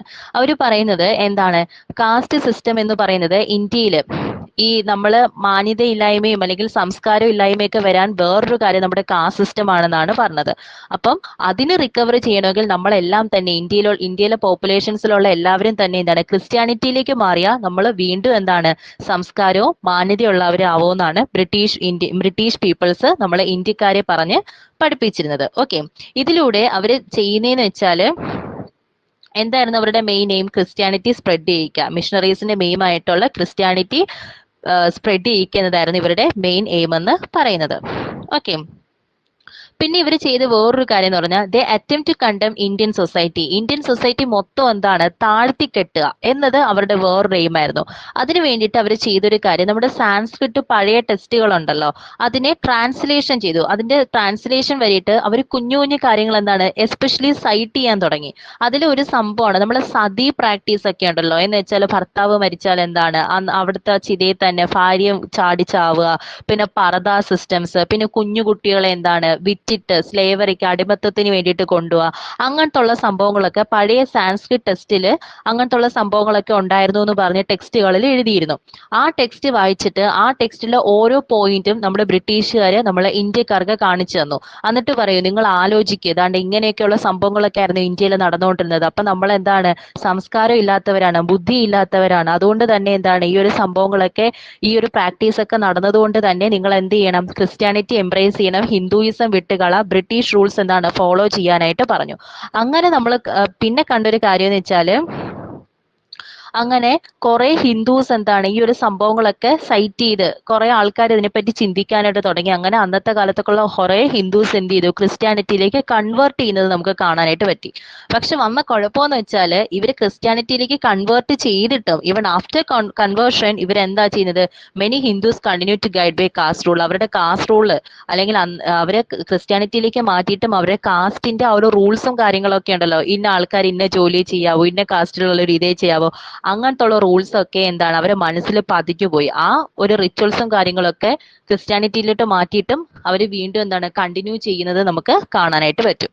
പിന്നെ ബൈബിളിനെ പറ്റിയിട്ട് എല്ലാവരെയും അടുത്തേക്ക് എത്താൻ അല്ലെങ്കിൽ എന്താണ് ഫുള്ളി ഹിന്ദുയിസം ഫുള്ളി അവർ മറന്നിട്ട് ക്രിസ്ത്യാനിറ്റി മാത്രം അവരെ മനസ്സിൽ മതി എന്നുള്ള രീതിയിൽ അവർ പിന്നെ ബൈബിള് എന്ത് ചെയ്തു, ട്രാൻസ്ലേറ്റ് ചെയ്തു. അന്നത്തെ കാലത്ത് ഇന്ത്യയിലെ ഓരോ ലാംഗ്വേജസിലേക്ക് ബൈബിൾ എന്താണ് ട്രാൻസ്ലേറ്റ് ചെയ്യാനായിട്ട് അവർ സ്റ്റാർട്ട് ചെയ്തതെന്ന് നമുക്ക് കാണാനായിട്ട് പറ്റും. ഇങ്ങനെയുള്ള സംഭവങ്ങളോടെ പക്ഷെ നമുക്ക് വന്നൊരു നേട്ടം എന്ന് വെച്ചാൽ missionaries help to spread of modern education India. എന്ന് വെച്ചാൽ ക്രിസ്ത്യാനിറ്റി പഠിപ്പിക്കാൻ വേണ്ടിയിട്ട് അവർ കുറെ സ്കൂളുകൾ എന്താണ് കൊണ്ടുവന്നു ഇന്ത്യയിൽ. അതിലൂടെ മിഷണറീസ് ചെയ്തൊരു കാര്യം എന്ന് വെച്ചാൽ നമുക്ക് എന്താണ് ഇന്ത്യക്കാർക്ക് എഡ്യൂക്കേഷൻ കിട്ടിയെന്ന് നമുക്ക് പറയാൻ പറ്റും. മോഡേൺ എഡ്യൂക്കേഷൻ ഇന്ത്യയിൽ എന്താണ് പതുക്കെ കൊണ്ടുവരാനായിട്ട് സാധിച്ചു. സോ അതാണ് മെയിൻ ആയിട്ടുള്ള മിഷണറി പെർസ്പെക്റ്റീവ് എന്ന് പറയുന്നത്. ഒന്നുകൂടെ പറഞ്ഞുതരാം. മിഷണറി പെർസ്പെക്റ്റീവ് വന്നത് ഇവാഞ്ചലിക്കൽ പ്രീസ്റ്റസിലൂടെയാണ്. എന്ന് വെച്ചാൽ എന്താണ്, ക്രിസ്ത്യാനിറ്റി പഠിപ്പിക്കുന്ന പ്രീസ്റ്റസിലൂടെയാണ്. അതിൽ പറയുന്നതെന്ന് വെച്ചാൽ ഹിന്ദുയിസം റിജക്ട് ചെയ്തിട്ട് എന്ത് കൊണ്ടുവരണം, ക്രിസ്ത്യാനിറ്റി സ്പ്രെഡ് ചെയ്യണം. അതിലൊരാളായിരുന്നു ചാൾസ് ഗ്രാൻഡ് എന്ന് പറഞ്ഞ ഒരു ഇവാഞ്ചലിക്കൽ റൈറ്റർ. സോ ഇദ്ദേഹത്തിന്റെ ഒരു പാംലെറ്റ് ആയിരുന്നു observation on the state of society among the Asiatic subject of Great Britain, particularly with the respect to great morals and on means of improving it. 1792 അദ്ദേഹം എഴുതിയൊരു pamphlet ആണ് ഇത്. അതിൽ അദ്ദേഹം പറയുന്നത് Indian സൊസൈറ്റിയുടെ വ്യൂസിനെ കുറിച്ചിട്ടാണ്. അയാൾ എന്താ പറയുന്നത്, ഇന്ത്യൻസ് എന്ന് പറഞ്ഞാൽ എന്താണ്, ഒരു അൺഡിഗ്നിഫൈഡ് പീപ്പിൾസ് ആണ്. എന്ന് വെച്ചാൽ മാന്യതയില്ലാത്ത ആൾക്കാരാണ്, സംസ്കാരം ഇല്ലാത്തവരാണ് എന്നാണ് പറയുന്നത്. അതിനു വേണ്ടിയിട്ട് എന്ത് ചെയ്യണം, ബ്രിട്ടീഷ് റൂൾസ് ഫോളോ ചെയ്താൽ ഈ ഇന്ത്യക്കാർക്ക് എന്ത് വരും, ബ്രിട്ടീഷുകാരെ കണക്ക് തന്നെ മാന്യതയും സംസ്കാരവും ഉള്ളവരാവും എന്ന് പറഞ്ഞു. ഈ മാന്യതയും സംസ്കാരം ഇല്ലായ്മയും നമ്മുടെ ഇന്ത്യക്കാർക്ക് വരാൻ കാരണം എന്താന്ന് എടുത്തു പറയുന്നത് കാസ്റ്റ് സിസ്റ്റം ആണെന്നാണ് പറയുന്നത്. ആ കാസ്റ്റ് സിസ്റ്റം മാറണമെങ്കിൽ എന്ത് ചെയ്യണം, നമ്മൾ ക്രിസ്ത്യാനിറ്റി എംബ്രേസ് ചെയ്യണമെന്നായിരുന്നു മിഷണറീസിലുള്ള ആൾക്കാർ പറഞ്ഞിരുന്നത്. സോ ഇതിലൂടെ അവര് മുഴുവനായിട്ട് ഇന്ത്യയെ പറ്റിയിട്ട് ചിന്തിപ്പിക്കുന്ന വേറൊരു കാര്യം എന്ന് വെച്ചാൽ ഇവരെന്ത് ചെയ്തു, ഇന്ത്യൻ സൊസൈറ്റിയെ അങ്ങ് അടിച്ചാക്ഷേപിക്കാനായിട്ട് തുടങ്ങി. അതിനു വേണ്ടിയിട്ട് പഴയ സാൻസ്ക്രിറ്റ് ടെക്സ്റ്റുകൾ തപ്പിയെടുത്തിട്ട് അതിൽ ഓരോ റിച്വൽസും കസ്റ്റംസും സൈറ്റ് ചെയ്തിരുന്നത് എടുത്തു കാണിച്ചു. അന്നത്തെ കാലത്ത് സതി, പണ്ടത്തെ കാലത്ത് സതി, പറത, പിന്നെ കുഞ്ഞു കുട്ടികളെയൊക്കെ അടിമത്തത്തിന് കൊണ്ടുപോയി വിൽക്കുന്നത് കാര്യങ്ങളൊക്കെ അന്നത്തെ കാലത്തെ ടെക്സ്റ്റിൽ സൈറ്റ് ചെയ്തിരുന്ന കുറച്ച് റിച്വൽസും കസ്റ്റംസും ഒക്കെ ആയിരുന്നു. അതൊക്കെ എടുത്തു കാട്ടിയിട്ട് അവരെടുത്ത് പറഞ്ഞു എന്താണ്, ഈ ഒരു കാര്യങ്ങളൊക്കെ നിങ്ങളുടെ ജീവിതത്തിലും ഉണ്ടാവും. അങ്ങനെ ഉണ്ടാവണ്ടെങ്കിൽ നിങ്ങൾ എന്ത് ചെയ്യണം, ക്രിസ്ത്യാനിറ്റി എംബ്രേസ് ചെയ്യണം, ബ്രിട്ടീഷ് റൂൾ ഫോളോ ചെയ്യണമെന്ന് പറഞ്ഞു. അങ്ങനെ ഇരിക്കുന്ന സമയത്ത് എന്താണ്, കുറെ പേര് പറയുമ്പോൾ നമ്മളെ ഇന്ത്യൻസ് എന്ന് വെച്ചാൽ ഇങ്ങനത്തുള്ള എക്സാമ്പിൾസിലൂടെ പറയുമ്പോഴൊക്കെ നമ്മൾ എന്ത് ചെയ്യും, കുറച്ചൊക്കെ അങ്ങ് വിശ്വസിക്കും.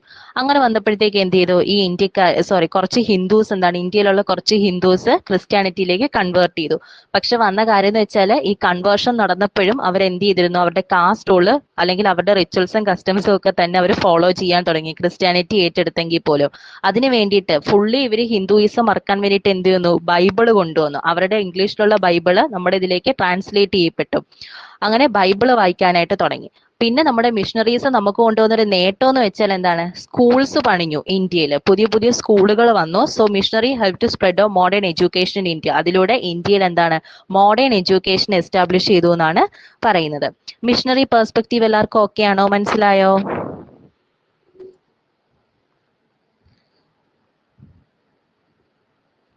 എന്തെങ്കിലും ഉണ്ടെങ്കിൽ പറയണേ.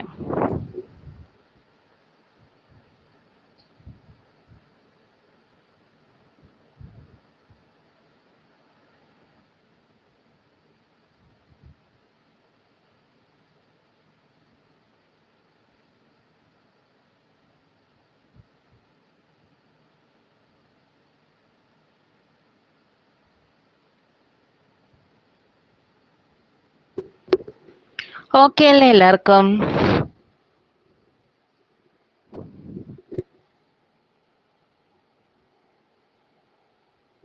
നമുക്ക് അടുത്തതിലോട്ട് പോവാം. ആരെങ്കിലൊക്കെ അൺമ്യൂട്ട് ചെയ്തിട്ടൊന്ന് പറയടേ, കുറച്ച് ഇന്ററാക്റ്റീവ് ആയിട്ട് ഇരിക്കാനും കൂടെ വേണ്ടിയിട്ടല്ലേ. ഓക്കെ ആണോ?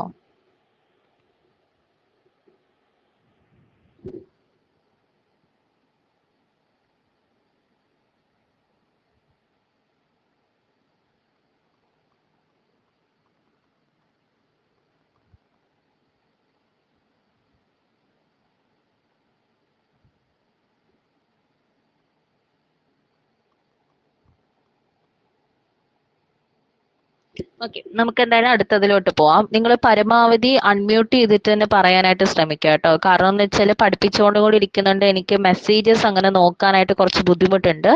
അപ്പൊ നിങ്ങൾ പരമാവധി എന്ത് ചെയ്യുക, അൺമ്യൂട്ട് ചെയ്തിട്ട്, എങ്കിൽ മാത്രമേ നമുക്ക് ഇന്ററാക്റ്റീവ് ആയിട്ട് പോവാൻ പറ്റത്തുള്ളൂ. അതുകൊണ്ടാണ് ഞാൻ പറയുന്നത്. അപ്പം നിങ്ങൾക്കും ആ ഒരു ബോറ് വരത്തില്ല, നിങ്ങൾക്കും കുറച്ചും കൂടി പഠിക്കാനുള്ള ടെൻഡൻസി വരും. അപ്പൊ അതിന് വേണ്ടിയിട്ടാണ് കുറച്ചും കൂടി ഇന്ററാക്റ്റീവ് ആയിട്ടിരിക്കും. കാരണം ഞാൻ നിങ്ങളെ ഫേസും കാര്യങ്ങളും ഒന്നും കാണുന്നില്ല, അതുകൊണ്ടാണ് പറയുന്നത്.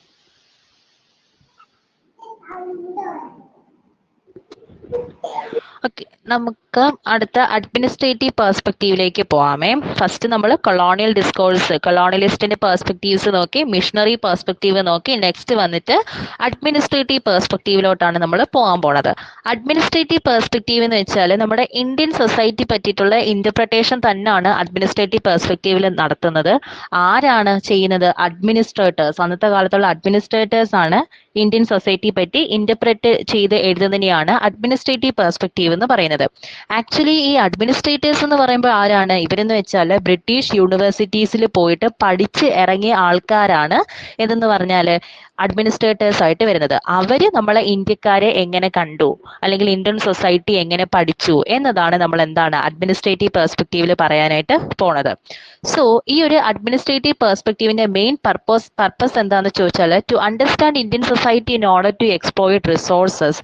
നമ്മുടെ റിസോഴ്സസിനെ എക്സ്പ്ലോയിറ്റ് ചെയ്യുക എന്നതായിരുന്നു ഇവരുടെ മെയിൻ ഹോബി എന്ന് പറയുന്നത്. കാരണം നമ്മൾ നോക്കുകയാണെങ്കിൽ നമ്മളെ ഇന്ത്യയെ, ഞാൻ നേരത്തെ പറഞ്ഞു, നമ്മുടെ ബെർണാഡ് കോഹൻ കണ്ടുപിടിച്ചൊരു കാര്യമാണ്, ആഫ്രിക്കൻ അമേരിക്കൻ കോളനീസ് വെച്ച് നോക്കുമ്പോൾ നമ്മുടെ ഇന്ത്യക്ക് ഒരുപാട് പ്രത്യേകത ഉണ്ടായിരുന്നു. കാരണം ഒരുപാട് റിസോഴ്സസും കാര്യങ്ങളൊക്കെ ഉള്ളൊരു ലാൻഡ് ആയിരുന്നു എന്തെന്ന് വെച്ചാൽ നമ്മളെ ഇന്ത്യക്കാർക്ക്. അതാണ് ഇവിടെ പറയുന്നത്. അഡ്മിനിസ്ട്രേറ്റേഴ്സിന്റെ ആ ഒരു ലക്ഷ്യം എന്ന് പറയുന്നത് എന്തായിരുന്നു? നമ്മൾ ഇന്ത്യൻ സൊസൈറ്റി പറ്റിയിട്ട് നല്ല രീതിയിൽ മനസ്സിലാക്കുക, അതിലൂടെ നമ്മൾ റിസോഴ്സസിനെ എക്സ്പ്ലോയിറ്റ് ചെയ്ത് കൊണ്ടുപോവുക. അതായിരുന്നു മെയിൻ ആയിട്ട് എന്താണ് അഡ്മിനിസ്ട്രേറ്റീവ് പെർസ്പെക്റ്റീവിന്റെ മെയിൻ എയിം എന്ന് പറയുന്നത്. ഈ BH ബാഡൻ പോവൽ എന്ന് പറഞ്ഞ ഒരു പേഴ്സൺ ഉണ്ട്. സോ അയാളുടെ ഒരു വർക്കാണ് land system of British India എന്ന് പറയുന്നത്. ആ ഒരു വർക്കിനകത്ത് ഇന്ത്യയിൽ ഉള്ള റിസോഴ്സസിനെ പറ്റിയിട്ടാണ് അദ്ദേഹം എന്താണ് അതിനകത്ത് ഏറ്റവും കൂടുതൽ പരാമർശിച്ചിരുന്നത്. ആ വർക്കിന്റെ പേര് തന്നെ അതാണ്, ലാൻഡ് റിസോഴ്സസിനെ പറ്റിയിട്ടാണ് പറയുന്നത്. അതിലൂടെ നമ്മൾ കണ്ടുപിടിച്ചൊരു കാര്യം എന്ന് വെച്ചാൽ അന്നത്തെ കാലത്ത് ഈ പുവർ ലേബേഴ്സിനെ കൊണ്ടിട്ട് പണിയെടുപ്പിക്കും ലാൻഡ് ലോഡേഴ്സ്. ഓക്കെ, പെസൻസിനെ എക്സ്പ്ലോയിറ്റ് ചെയ്തിട്ട് പൈസ ഉണ്ടാക്കുന്ന ഒരു പരിപാടി ഉണ്ടായിരുന്നു, ഭയങ്കര ടാക്സും കാര്യങ്ങളൊക്കെ കൊടുത്ത്. ഈ ഒരു വർക്ക് വന്നതിലൂടെ ബ്രിട്ടീഷ് അഡ്മിനിസ്ട്രേറ്റേഴ്സ് എന്ത് ചെയ്തെന്നറിയോ? അതിനൊക്കെ കുറച്ച് മാറ്റം വരുത്തി കേട്ടോ.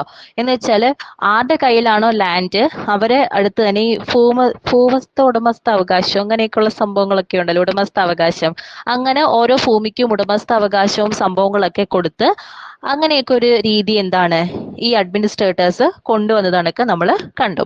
പിന്നെ വന്നൊരു കാര്യം എന്ന് വെച്ചാൽ ഈ ബ്രിട്ടീഷ് സ്കോളേഴ്സ് രണ്ടാമത് ചെയ്തൊരു കാര്യം എന്ന് വെച്ചാൽ study about tribes and caste of India versed about information about culture and life. നമ്മൾ അന്നത്തെ കാലത്ത് ഇന്ത്യൻസ് തിരിഞ്ഞു പോലും നോക്കാത്ത ഒരാളായിരുന്നു ട്രൈബൽ കാസ്റ്റുകൾ എന്ന് പറയുന്നത്. ഈ ബ്രിട്ടീഷ് സ്കോളേഴ്സ് പിന്നെ പോയത് ഈ ട്രൈബൽസിന്റെ അടുത്താണ്, ആദിവാസി ഊരുകളുണ്ടല്ലോ അവിടാണ്. അവിടെ പോയിട്ട് അവരുടെ കാസ്റ്റിനെയും അവരുടെ ലൈഫിനെയും പറ്റിയിട്ട് എന്താണ് കുറച്ച് പഠിക്കാനായിട്ട് തുടങ്ങി. അങ്ങനെ അവരെ പറ്റിയിട്ട് അന്വേഷിക്കാൻ തുടങ്ങുമ്പോൾ എന്താണ് അവർക്ക് കുറച്ചും കൂടെ ആരെ ഇഷ്ടമാവും? ബ്രിട്ടീഷ് പീപ്പിൾസിനെ ഇഷ്ടമാവും. അതിലൂടെ അവിടെ കൊളോണിയൽ അഡ്മിനിസ്ട്രേഷൻ എന്താണ് അവരങ്ങ് സ്ഥാപിച്ചെടുത്തു. പതുക്കെ പതുക്കെ സോപ്പിട്ട് സ്ഥാപിക്കുക എന്നൊക്കെ പറയത്തില്ലേ, ആ രീതിയിൽ അവിടെ എന്താണ് അവര് കൊളോണിയൽ അഡ്മിനിസ്ട്രേഷൻ എൻഷുർ ചെയ്തു നമുക്ക് കാണാനായിട്ട് പറ്റും. അങ്ങനത്തെ ഉള്ള മീൻസ് അങ്ങനെ ഒരു കൊളോണിയൽ അഡ്മിനിസ്ട്രേറ്റും ചെയ്തില്ല, അല്ലെങ്കിൽ ആ ഒരു സംഭവത്തിലുള്ള മെയിൻ ആയിട്ടുള്ള ഒരാളായിരുന്നു. അതിലൊരു പോപ്പുലർ ആയിട്ടുള്ള ഒരു പേഴ്സൺ ആണ് നമ്മുടെ വില്യം ജോൺസ് എന്ന് പറഞ്ഞ ഇൻഡോളജിസ്റ്റ് എന്ന് പറഞ്ഞ വില്യം ജോൺസിന്റെ അദ്ദേഹത്തിന്റെ ഒരു വർക്ക്, അദ്ദേഹം കൊണ്ടുവന്നൊരു സംഭവമാണ് ഈ ഏഷ്യാറ്റിക് സൊസൈറ്റി എന്ന് പറയുന്നത്. ഓക്കെ, പിന്നെ നമ്മൾ കണ്ടെന്ന് വെച്ചാൽ ഈസ്റ്റ് ഇന്ത്യ കമ്പനിയിൽ ബംഗാൾ വന്നതാണ്. ഈസ്റ്റ് ഇന്ത്യ കമ്പനി വന്നതോടെ എന്താണ് ഒരു ലോയും ഓർഡറും മെയിൻ ആയിട്ട് എന്താണ് നമ്മുടെ ഇന്ത്യയിൽ മെയിൻറ്റെയിൻ ചെയ്തു എന്ന് പറയുന്നുണ്ട്. അതിലൂടെ ആൾക്കാർക്ക് എന്താണ് നല്ല രീതിയിലുള്ള ഇൻകംസും സംഭവങ്ങളും ഒക്കെ വന്നു. പിന്നെ കറക്റ്റ് ആയിട്ട് റവന്യൂ ഒക്കെ കളക്ട് ചെയ്യാനായിട്ട് തുടങ്ങി ഈസ്റ്റ് ഇന്ത്യ കമ്പനി വന്നതിലൂടെ. അങ്ങനെ ഒരുപാട് നേട്ടങ്ങൾ നമുക്ക് എന്താണ് ഉണ്ടായതുപോലെ മീൻസ് ഉണ്ടായെന്ന് നമുക്ക് പറയാനായിട്ട് പറ്റും. പിന്നെ വന്ന സംഭവമാണ് സെൻസസും സർവേയും. അഡ്മിനിസ്ട്രേറ്റേഴ്സ് വന്നതിന് ശേഷമാണ് സെൻസസും സർവേയും വന്നത്. ഈ സർവേ സ്റ്റാർട്ട് ചെയ്തപ്പോൾ അല്ലെങ്കിൽ ഫീൽഡ് സർവേസ് വന്നപ്പോൾ നമുക്ക് ഇന്ത്യൻസിനെ കുറിച്ച് ബ്രിട്ടീഷ് പീപ്പിൾസിന് എന്താണ് കുറച്ചും കൂടി ഡീറ്റെയിൽസ് അറിയാനായിട്ട് പറ്റി. എന്ന് വെച്ചാൽ സർവേ എടുക്കുമ്പോൾ നമുക്കറിയാം നമ്മുടെ വീട്ടിലൊക്കെ ഫീൽഡ് സർവേക്ക് വരുന്നതാണ്, എന്താണ് നമ്മളെ പറ്റിയിട്ടുള്ള ആൾക്കാർ മുഴുവനായിട്ടുള്ള ഡീറ്റെയിൽസ് അവർ തിരക്കും. അപ്പോൾ അങ്ങനെ തിരക്കുന്നതിലൂടെ നമ്മുടെ ആ ഒരു സ്റ്റൈൽ ഓഫ് നമ്മുടെ മാനേഴ്സ്, സ്റ്റൈൽ ഓഫ് സ്പീച്ച്, അതിലൂടെ കുറച്ചും കൂടെ എന്താണ് ഇന്ത്യക്കാരെ മനസ്സിലാക്കാനായിട്ട് സർവേയിലൂടെയും സെൻസസിലൂടെയും അവർക്ക് സാധിച്ചു. അങ്ങനെ സർവേ നടക്കുന്ന സമയത്ത് നമുക്ക് എന്താണ് ഒരുപാട് കാറ്റഗറീസ് ഉണ്ടല്ലേ, നമ്മൾക്ക് പേര് വന്ന് ചോദിക്കും നിങ്ങൾ ഏത് കാസ്റ്റിലാണ്, അങ്ങനെ ഓരോ കാറ്റഗറീസ് അല്ലേ സർവേ എടുക്കുന്ന സമയത്ത്. അങ്ങനെയുള്ള പല കാറ്റഗറീസ് ആയിട്ട് ഇവരെ ഡിവൈഡ് ചെയ്തു. അതിലൊന്നാണ് എൻഡോഗാമി. എൻഡോഗാമി എന്ന് വെച്ചാൽ എന്താണ് ഒരേ കാസ്റ്റിലുള്ള കല്യാണത്തിനെയാണ് നമ്മൾ എൻഡോഗ്യാമി എന്ന് പറയുന്നത്, അല്ലെങ്കിൽ സബ് കാസ്റ്റ്. അപ്പൊ എൻഡോഗ്യാമി ചെയ്തിട്ടുള്ള അങ്ങനെ ആരെങ്കിലും ഉണ്ടോ എന്ന് തിരക്കി. പിന്നെ അത് കണക്ക് തന്നെ കമൻസാലിറ്റി എന്ന് പറഞ്ഞാൽ എന്താണ്, അല്ലെങ്കിൽ കോമൺസാലിറ്റി എന്നൊക്കെ നമുക്ക് പറയാം. ഇതെന്ന് വെച്ചാൽ എന്താണ്, ഈറ്റിംഗ് ടുഗദർ, ഒരുമിച്ചിരുന്ന് ഭക്ഷണം കഴിക്കാറുണ്ടോ, അങ്ങനെയൊക്കെയുള്ള കാറ്റഗറീസ് വെച്ചിട്ട് സർവേ നടത്താൻ അല്ലെങ്കിൽ ഡീറ്റെയിൽസ് എടുക്കാനായിട്ട് തുടങ്ങി. പിന്നെ ഫിക്സ്ഡ് ഒക്കുപ്പേഷൻ ആണോ, അവർക്ക് എന്താണ് ശരിയായിട്ടുള്ള വരുമാനം കിട്ടുന്നുണ്ടോ, പിന്നെ റിച്വൽ പ്രാക്ടീസ് അവരുടെ കോമൺ ആണോ, അങ്ങനെയൊക്കെയുള്ള സംഭവങ്ങളൊക്കെ ഓരോ ആൾക്കാരോടോ അല്ലെങ്കിൽ ഓരോ വീട്ടിൽ പോയി തിരക്കിയിട്ട് എന്താണ് അതിനെ അനലൈസ് ചെയ്ത് കമ്പയർ ചെയ്ത് സർവേ നടക്കാനായിട്ട് തുടങ്ങി. അങ്ങനെ ഫസ്റ്റ് സെൻസസ് എടുക്കുന്നത് 1872 ആളുടെ പേരാണ് ലോർഡ് മായോ ആണ് ഫസ്റ്റ് സെൻസസ് എടുക്കുന്നത്. അതിനകത്ത് അദ്ദേഹം എന്താണ് റിലീജിയനെ പറ്റിയിട്ടുള്ള കാറ്റഗറിയും, റിലീജിയൻ, കാസ്റ്റ്, റേസ് അങ്ങനെയുള്ള ഒരു കാറ്റഗറീസും കൂടെ അദ്ദേഹം എന്താണ് ഉൾപ്പെടുത്തിയത് നമുക്ക് കാണാനായിട്ട് പറ്റും. പിന്നെ കാസ്റ്റ് ഡിഫറൻസ് ഒരു മെയിൻ കാറ്റഗറി തന്നെ ആയിരുന്നു ഇതില്, സെൻസസില്. അതിലൂടെ ബ്രിട്ടീഷ് സൊസൈറ്റി മനസ്സിലായ ഒരു കാര്യം, ഈ കാസ്റ്റ് സിസ്റ്റം റൂട്ട് ചെയ്യുന്നത് എവിടാണ്, ബ്രാഹ്മിൻസിന്റെ ഒരു തിയറിയിലൂടെയാണ് കാസ്റ്റ് സിസ്റ്റം റൂട്ട് ചെയ്യുന്നതെന്ന് മനസ്സിലായി. ആർക്കാണ്, നമ്മുടെ ബ്രിട്ടീഷ് സൊസൈറ്റിക്ക്. പിന്നെ അവർക്ക് മനസ്സിലായ വേറൊരു കാര്യം, കാസ്റ്റിനനുസരിച്ചാണ് ഓരോ ആൾക്കാരുടെ ഒക്കുപ്പേഷൻ അല്ലെങ്കിൽ ഓരോ ആൾക്കാരുടെ ജോലി ഡിവൈഡ് ചെയ്യുന്നത് കാസ്റ്റിനനുസരിച്ചാണെന്ന് നമ്മൾ എന്താണ് ഈ ബ്രിട്ടീഷ് പീപ്പിൾസിന് അതിലൂടെ ആ ഒരു സർവേയും സെൻസസും കമ്പയർ ചെയ്തപ്പോഴത്തേക്ക് അവർക്ക് മനസ്സിലായ ഒരു സംഭവമാണ്. പിന്നെ പറയുന്ന കാര്യം എന്ന് വെച്ചാല്, പിന്നെ അത് കഴിഞ്ഞതിന് ശേഷമാണ് റിസ്ലി എന്ന് പറഞ്ഞൊരു പേഴ്സൺ എത്തനോഗ്രാഫിക് റിസർച്ച് സർവേ കൊണ്ടുവന്നത്. എത്തനോഗ്രാഫിക് റിസർച്ച് സർവേ എന്ന് വെച്ചാൽ ഈ സർവേ നേരത്തെ നടത്തിയ സർവേയും കാട്ടിയും കുറച്ചും കൂടി ഡിഫറെന്റ് ആയിരുന്നു. ആ സർവേക്കകത്ത് പറയുന്നത് നമ്മുടെ പ്രിമിറ്റീവ് ബിലീഫ്സ്, ഇന്ത്യൻസിനുണ്ടായ മുമ്പത്തുള്ള വിശ്വാസങ്ങളെ പറ്റിയിട്ടും കാര്യങ്ങളൊക്കെ എന്താണ് അവർക്ക് നല്ലതായി ഭവിച്ചോ, അല്ലെങ്കിൽ അവരെ എന്താണ് ട്രാൻസ്ഫോം ചെയ്തോ, അങ്ങനെയൊക്കെയുള്ള സംഭവങ്ങളായിരുന്നു എത്തനോഗ്രാഫിക് റിസർച്ച്. നമ്മുടെ ബിലീഫ്സുമായിട്ട് റിലേറ്റ് ചെയ്തിട്ടുള്ള സംഭവങ്ങളായിരുന്നു എത്തനോഗ്രാഫിക് റിസർച്ചിൽ റിസ്ലി നടത്തിയ റിസർച്ച് എന്ന് പറയുന്നത്, സർവേ എന്ന് പറയുന്നത്. അതില് എന്താണ് പട്ടിണി വന്നിട്ട് അത് പട്ടിണിയുടെ കാര്യം, പിന്നെ ആൾക്കാർ എത്ര പേര് ഈ വീണ്ടും എന്താണ് ആ ഒരു ഫാമിനും കാര്യങ്ങളൊക്കെ അനുഭവിക്കുന്നുണ്ട്, പിന്നെ എത്രയോ പേർക്ക് അസുഖങ്ങളുണ്ട്, ഇപ്പോഴും അവർ ആ ഒരു രോഗത്തിൽ നിന്ന് വിമുക്തി നേടിയോ, അങ്ങനെയുള്ള എപ്പിഡമിക് ഡിസീസിനെ പറ്റിയും കാര്യങ്ങളൊക്കെ സർവേ എടുത്തു ആര്, റിസ്ലി എന്ന് പറഞ്ഞ ആള്. അതിന്റെ പേരാണ് എത്തനോഗ്രാഫിക് റിസർച്ച് സർവേ എന്ന് പറയുന്നത്. ആക്ച്വലി ഈ ഒരു സർവേയിലൂടെയും സെൻസസിലൂടെയും ആൾക്കാരുടെ കാര്യവും ക്ഷേമവും ഒക്കെ അന്വേഷിക്കുന്നതിലൂടെ ബ്രിട്ടീഷുകാര് ഇതിലൂടെ ചെയ്ത സംഭവം എന്താണ്, നമ്മുടെ ഇന്ത്യയെ കംപ്ലീറ്റ്ലി കൺട്രോളിലാക്കി ആര്, നമ്മുടെ ബ്രിട്ടീഷുകാരെ ഈ ഒരു സർവേയിലൂടെ കംപ്ലീറ്റ്ലി കൺട്രോളിലാക്കിയെന്ന് നമുക്ക് പറയാനായിട്ട് പറ്റും. പിന്നെ ഇവർ കൊണ്ടുവന്ന പുതിയ കാറ്റഗറിയാണ് വില്ലേജും സിറ്റീസും തമ്മിലുള്ള എന്തൊക്കെ ഡിഫറൻസ് ഉണ്ട് എന്ന് അവര് നോക്കി. അങ്ങനെ ന്യൂ കാറ്റഗറി കൊണ്ടുവന്ന വില്ലേജ്. അപ്പം അവർ കണ്ടൊരു കാര്യം, വില്ലേജിലുള്ള ആൾക്കാർ എന്താണ് കുറച്ചും കൂടെ ഹാപ്പി പെസൻസ് ആണെന്ന് അവര് കണ്ടു. കുറച്ചും കൂടെ റിസോഴ്സസ് കൂടുതലുള്ള എവിടാണ്, വില്ലേജിലാണെന്ന് അവർ കണ്ടു. Caste and village combine together help British rules frame revenue laws. എന്താണ് ഈ കാസ്റ്റിനെയും വില്ലേജും എന്ന് പറഞ്ഞ രണ്ട് കാറ്റഗറീസ് പുതുതായിട്ട് കൊണ്ടുവന്നപ്പോൾ അവര് എന്ത് ചെയ്തു, രണ്ടും കൂടെ കമ്പൈൻ ചെയ്ത് അവര് അതിനെ റിലേറ്റ് ചെയ്തിട്ട് പുതിയൊരു റവന്യൂ ലോസ് ഉണ്ടാക്കാനായിട്ട് തുടങ്ങി. പുതിയൊരു നിയമം എന്താണ് അത് വഴിയിട്ട് ഉണ്ടാക്കാനായിട്ട് തുടങ്ങി നമ്മൾ കണ്ടു. പിന്നെ ഹെൻറി മൈനും ബാഡൻ പോവൽ എന്ന് പറഞ്ഞ രണ്ടാൾക്കാര് ഇന്ത്യൻ വില്ലേജിനെ പറ്റിയിട്ട് പറയുന്നതെന്ന് വെച്ചാല്, സോ അതിനെ പറ്റിയിട്ട് റിസോഴ്സസ് അല്ലെങ്കിൽ സർവേ എടുത്തപ്പോൾ അവർ കണ്ടൊരു കാര്യം, നമ്മുടെ വില്ലേജസിൽ ഉണ്ടായ അന്നത്തെ കാലത്തുണ്ടായ കുറെ കോൺഫ്ലിക്ട്സ് കാര്യങ്ങൾ, അതിന്റെ സ്ട്രക്ചർ, വില്ലേജസിലുണ്ടായ കൾച്ചേഴ്സ്, പുതിയ പുതിയ കസ്റ്റംസ്, റിലീജിയസ്, അങ്ങനെയൊക്കെയുള്ള സംഭവത്തിനും കൂടെ വേണ്ടിയിട്ടും എന്താണ് പുതിയൊരു കാറ്റഗറി ഉണ്ടാക്കണമെന്ന് പറഞ്ഞിട്ട് പുതിയൊരു സംഭവം കൂടെ വന്നത് നമുക്ക് കാണാനായിട്ട് സാധിക്കും. പിന്നെ നമ്മൾ നോക്കുകയാണെങ്കിൽ ഇന്ത്യൻ സിറ്റീസ് മെയിനായിട്ട് പെർഫോം ചെയ്തിരുന്നത് 4 മേജർ ഫങ്ഷൻസ് ആയിരുന്നു. അതിൽ 4 എന്ന് വെച്ചാൽ ഒന്ന് എക്കണോമിക്, മിലിറ്ററി, പൊളിറ്റിക്കൽ, റിലീജിയൻ ആയിരുന്നു ഉണ്ടായിരുന്നത്. അതിനെ വെച്ച് നോക്കുമ്പോൾ വില്ലേജ് എന്താണ് കുറച്ചും കൂടി ഹാപ്പി പെസൻസിനെയാണ് നമ്മൾ എന്ത് ചെയ്യുന്നത് കണ്ടതെന്ന് പറഞ്ഞു. ഓക്കെ, ആ ഒരു ഭാഗം ഒക്കെയാണോ ഒന്നും കൂടെ പറയാം. എന്നിട്ട് നമ്മൾ പറഞ്ഞതെന്ന് വെച്ചാൽ അഡ്മിനിസ്ട്രേറ്റീവ് പെർസ്പെക്റ്റീവിനെ കുറിച്ചിട്ടായിരുന്നു ലാസ്റ്റ് പറഞ്ഞത്. അഡ്മിനിസ്ട്രേറ്റീവ് പെർസ്പെക്റ്റീവ് എന്ന് വെച്ചാൽ അഡ്മിനിസ്ട്രേറ്റേഴ്സ് ഇന്ത്യൻ സൊസൈറ്റി പറ്റിയിട്ട് എങ്ങനെ ഇന്റർപ്രറ്റ് ചെയ്യുന്നതാണ്. ഈ അഡ്മിനിസ്ട്രേറ്റേഴ്സ് എന്ന് പറഞ്ഞ ആരാണ്, ബ്രിട്ടീഷ് യൂണിവേഴ്സിറ്റി പോയിട്ട് പഠിച്ചിറങ്ങിയ ആൾക്കാരാണ് അഡ്മിനിസ്ട്രേറ്റീവ്സ് എന്ന് പറയുന്നത്. ഈ ബ്രിട്ടീഷ് യൂണിവേഴ്സിറ്റി പോയി പഠിച്ചിട്ടിറങ്ങിയ ആൾക്കാരെന്ന് പറയുമ്പോൾ നമുക്ക് എന്ത് തന്നെ പറയാം, അവരുടെ മെയിൻ എയിമും ഇന്ത്യയിൽ എങ്ങനെയെങ്കിലും അവരുടെ കയ്യിലാക്കണം എന്നായിരുന്നു അവരുടെ മെയിൻ എയിം എന്ന് വെച്ചാൽ. സോ ഈ ഒരു അഡ്മിനിസ്ട്രേറ്റേഴ്സിന്റെ മെയിൻ പർപ്പസ് എന്ന് വെച്ചാൽ നമ്മൾ റിസോഴ്സസ് എക്സ്പ്ലോയിറ്റ് ചെയ്യണം എന്ന് മാത്രമായിരുന്നു അവരുടെ മെയിൻ എയിം എന്ന് പറയുന്നത്. ഒരു ടൈമിലാണ് BH ബേഡൻ പവൽ എന്ന് പറഞ്ഞ ആള് ഒരു വർക്ക് എഴുതുന്നത് land system of British India എന്നായിരുന്നു അദ്ദേഹത്തിന്റെ എന്തെന്ന് പറയുന്നത് വർക്കിന്റെ പേര്. അതില് അദ്ദേഹം നമ്മുടെ ഇന്ത്യയെ കുറിച്ച് പഠിച്ചിട്ട് ഇന്ത്യക്ക് എന്തുമാത്രം റിസോഴ്സസ് ഉണ്ടെന്നും ആ റിസോഴ്സസിനെ പറ്റിയിട്ടുള്ള ഒരു ഇലാബറേറ്റ് എക്സ്പ്ലനേഷൻ തന്നെയായിരുന്നു എന്താണ് ആ ഒരു വർക്കിൽ അദ്ദേഹം പറഞ്ഞിരുന്നത്. പിന്നെ അദ്ദേഹം അതിലൂടെ ചൂണ്ടിക്കാട്ടിയ ഒരു കാര്യം എന്ന് വെച്ചാൽ എന്താണ് നമ്മളെ പുവർ ലേബേഴ്സിന്റെ ആ ഒരു റവന്യൂ ലാൻഡ് ലോഡ്സിനെ പറ്റിയിട്ടൊക്കെ ആ ഒരു വർക്കിൽ എന്താണ് നമുക്ക് കാണാനായിട്ട് പറ്റി. ലാൻഡ് ലോഡ്സ് എക്സ്പ്ലോയിറ്റ് പെസൻസ് എന്താണ് പെസൻസിനെ എക്സ്പ്ലോയിറ്റ് ചെയ്യുന്നതും കാര്യങ്ങളൊക്കെ നമുക്ക് ആ ഒരു വർക്കിലൂടെയാണ് നമുക്ക് എന്ത് കിട്ടുന്നത്, ബ്രിട്ടീഷുകാർക്ക് ഒരു സൂചന കിട്ടുന്നത്.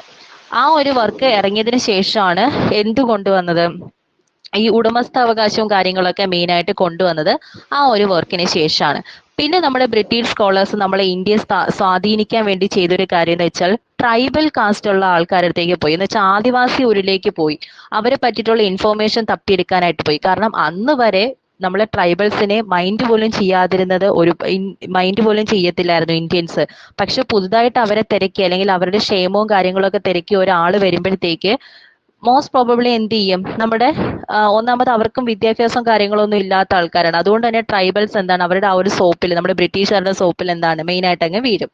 അങ്ങനെ ആ ഒരു ട്രൈബൽ കാസ്റ്റിന്റെ അടുത്തേക്ക് പോയി അവരെ എന്താണ് അവരുടെ ഇൻഫോർമേഷനും കാര്യങ്ങളൊക്കെ ചോദിച്ചറിഞ്ഞ് അവരുടെ കൾച്ചറും ലൈഫും ഒക്കെ മനസ്സിലാക്കിയ ബ്രിട്ടീഷ് സ്കോളേഴ്സ് അവിടുന്ന് പോണതിന് മുമ്പിട്ട് അവിടെ എസ്റ്റാബ്ലിഷ് ചെയ്തു, കൊളോണിയൽ അഡ്മിനിസ്ട്രേഷൻ അവിടെ എസ്റ്റാബ്ലിഷ് ചെയ്തിട്ടാണ് പോകുന്നത്. അതിൽ പോപ്പുലർ ആയിട്ടിരുന്ന ഒരാൾ അല്ലെങ്കിൽ അതിന് മെയിൻ ആയിട്ട് നിന്ന ഒരാളായിരുന്നു നമ്മുടെ വില്യം ജോൺസ് എന്ന് പറയുന്നത്.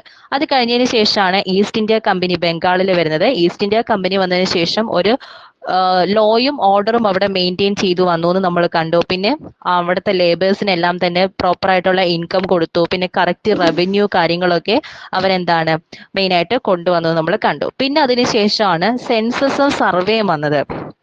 ആക്ച്വലി ഈ ഒരു സെൻസസും സർവേയും വന്നപ്പോൾ ഇന്ത്യക്കാരിലേക്ക് കുറച്ചും കൂടെ എന്താണ് അവരെ പറ്റിയിട്ട് മനസ്സിലാക്കാനായിട്ട് സാധിച്ചു. നമ്മളെ വീട്ടിലും അല്ലേ സർവേയും സെൻസസും കാര്യങ്ങൾക്കൊക്കെ ആളുകൾ വരും.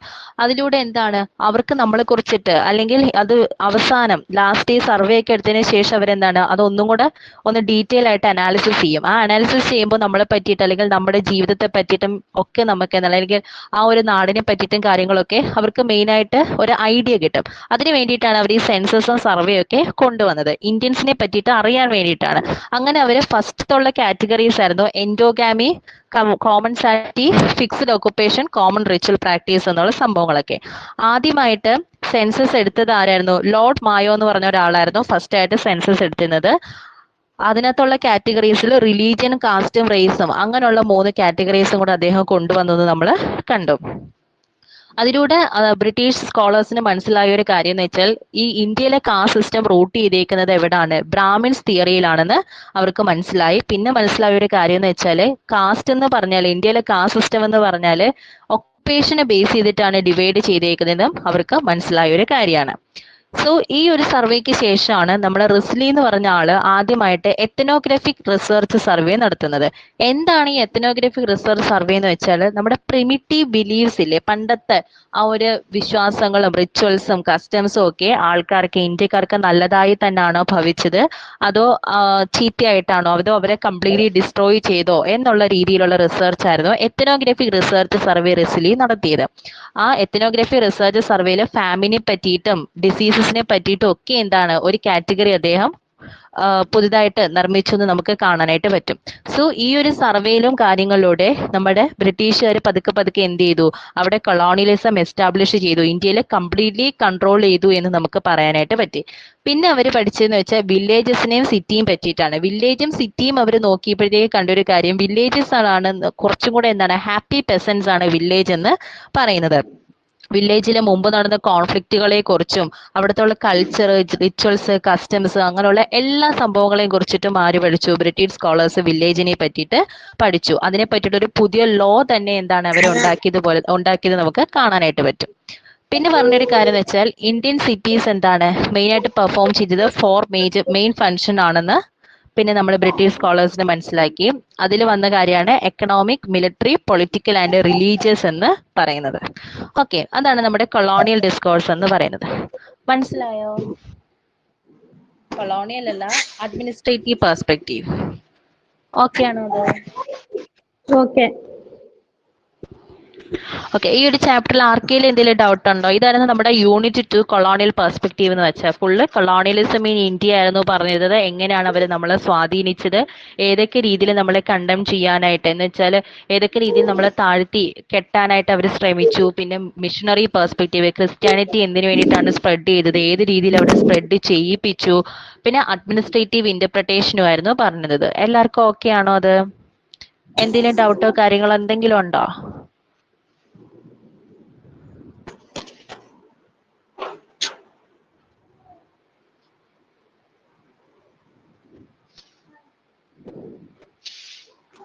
ഓക്കെ, എല്ലാവർക്കും ഓക്കെ അല്ലേ? ക്ലാസ് വൈൻഡ് അപ്പ് ചെയ്യാം. ഡൗട്ടോ കാര്യങ്ങളോ ഒന്നുമില്ലല്ലോ?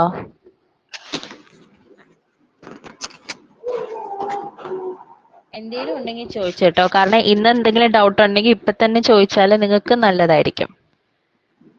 ഓക്കെ, ഡൗട്ട് ഇല്ലെന്നാണ് എല്ലാവരും പറഞ്ഞേക്കുന്നത്. അപ്പൊ നമുക്ക് ക്ലാസ് വൈൻഡ് അപ്പ് ചെയ്യാം കേട്ടോ. എന്തെങ്കിലും ഉണ്ടെങ്കിൽ നിങ്ങൾ നോക്കിയിട്ട് അടുത്ത ക്ലാസ്സിൽ ഡൗട്ട് എന്തെങ്കിലും ഉണ്ടെങ്കിൽ ചോദിച്ചാൽ മതിയേ. ഓക്കെ, അപ്പൊ എല്ലാവർക്കും മനസ്സിലായെന്ന് വിശ്വസിക്കുകയാണ്. Thank you.